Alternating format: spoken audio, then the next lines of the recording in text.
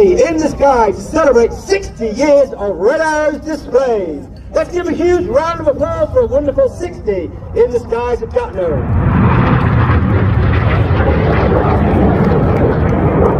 Keep your eye once again on Red 6 and 7 for their final manoeuvre of the show.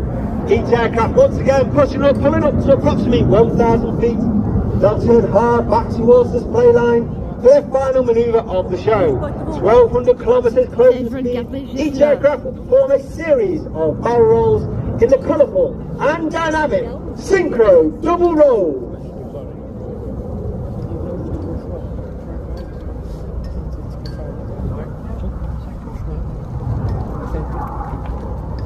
Oh,